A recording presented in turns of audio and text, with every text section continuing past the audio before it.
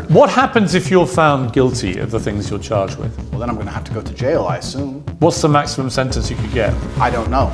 Yes, I don't. you do. I actually genuinely don't. You've never asked your lawyers? It can be between 3 to 8 years, I think. So you do know?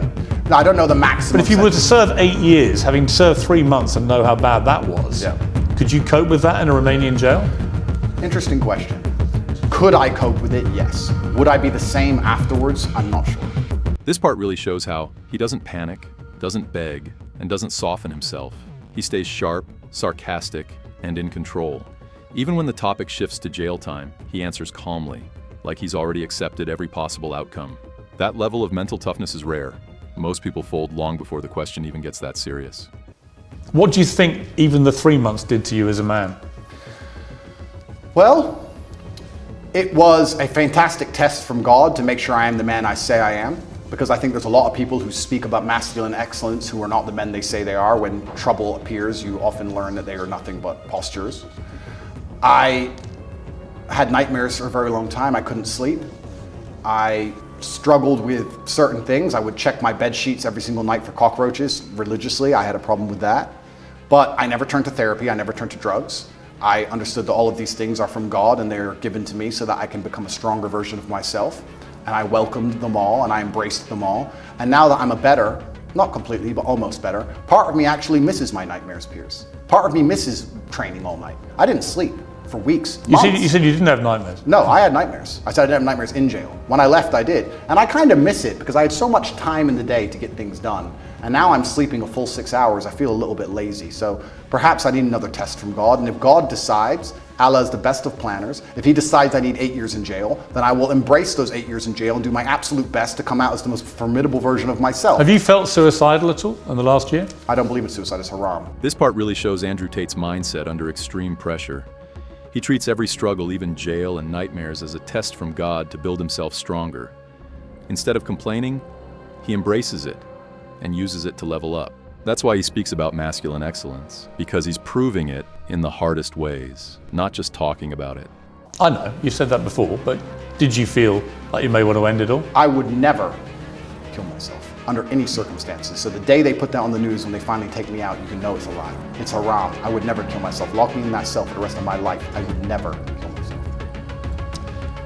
While you were under house arrest, you tweeted this: avoid women who go to festivals. They're either on some loser's table who's feeding them cocaine or in a crowd of sweaty peasants because they're a sweaty peasant. Endless Instagram stories screaming and having fun to prove to the world they're worthless. Hard pass, festy hoes. Correct.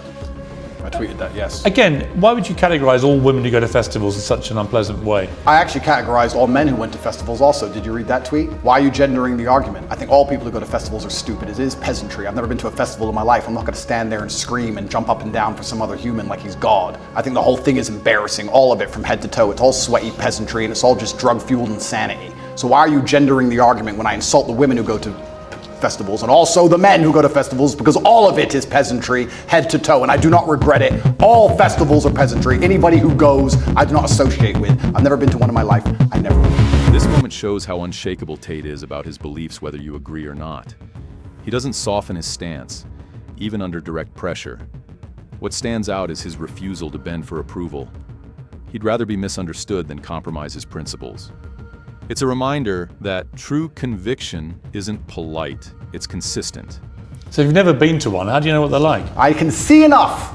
I've seen the sweaty bodies bumping into each other, high on ketamine, pretending that the song they heard on the radio at home is now more fantastic because they're listening to it from a loudspeaker. I get it, but it's embarrassing. But to be clear, you've never been to one. Correct.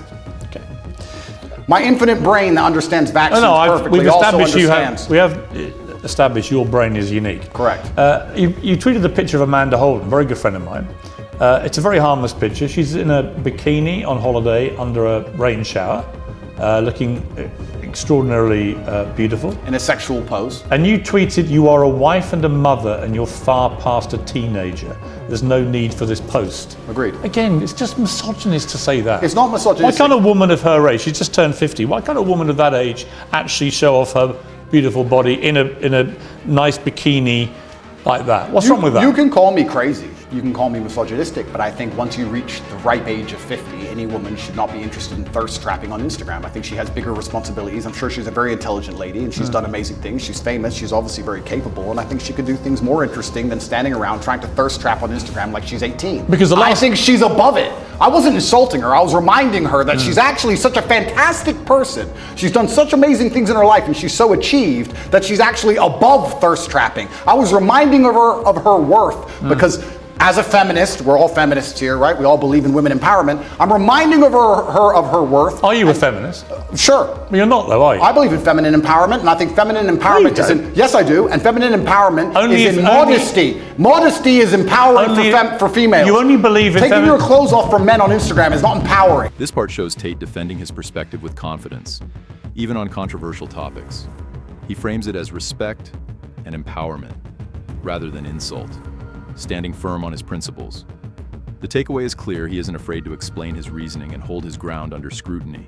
It's empowering when you say, no man but my husband can see my body. That is female empowerment. And I was reminding her of that. I was reminding her of her ripe age and her intellect, and there is no need for that. How old are you now? I am 36. 36 years old. Correct. At what point will your antics, chugging your cigars and your ripped body in your compound with your security and your Bugattis, at what age does that become a thirst trap? I don't know if that ever stops being a thirst trap. So it's fine for you. Once again, one rule for the man, another rule for the woman. Well, it's interesting because I've never heard this argument before, but I'm extremely intelligent. I've already deciphered how this is going to go from head to toe.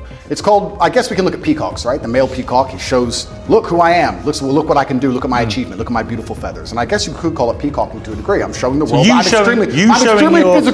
extremely physically capable. Yes, that's correct. I'm extremely financially successful. But you stripping off for Instagram is fine. It's not stripping off for Instagram. I'm boxing. When you box, you have no top on. You do it all the time with your cigar and you're showing off your ripped body. That's fine for you. But if Amanda Holden dares do it, that is apparently thirst trapping. I think me boxing with no shirt on is different than a 50-year-old woman posting. You don't just box. I've seen you doing ones where you wander around all moody with your cigar and you're topless and stuff. So fine for you. Are you a fan, Piers? No, I just think it's thirst trap. Do you? Yeah. Well, I don't do that. Perhaps it's successful. Maybe you should start. Perhaps it's successful because I do have a lot of female fans out there in the world, and they pretend I'm a misogynist, but it turns out that 85% of women on the planet seem to agree with me. Every single woman I've ever met in real life agrees with me. I have no female hate at all. I've never had negative interaction with women ever. Yes, you have. With who? Well, what about the BBC journalists that came to your compound?